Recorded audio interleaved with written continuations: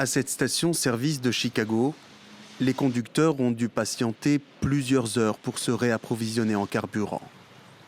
Face à la flambée des prix provoquée par la guerre au Moyen-Orient, un philanthrope local a proposé d'offrir 35 $ d'essence à chaque client.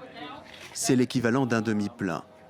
De plus en plus d'Américains constatent une hausse importante des prix à la pompe et accusent Donald Trump d'en être le responsable.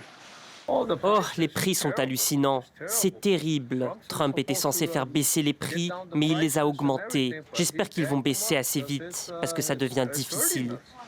Les prix des carburants ont augmenté de 25% aux États-Unis depuis le début de la guerre avec l'Iran, déclenchée par Israël et les États-Unis le 28 février dernier. Le conflit perturbe l'approvisionnement en hydrocarbures depuis le Golfe et l'impact de ces perturbations se fait aussi ressentir aux États-Unis, pourtant le plus grand producteur de pétrole et de gaz au monde. Donald Trump assurait récemment que les pénuries n'affecteraient pas son pays, mais elles entraînent malgré tout une hausse des prix par ricochet à travers le monde.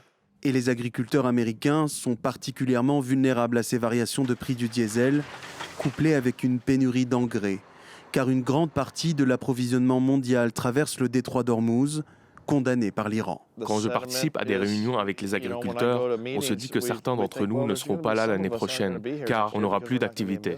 D'autres Américains redoutent déjà les vacances d'été, car beaucoup de familles utilisent leurs véhicules pour leurs déplacements.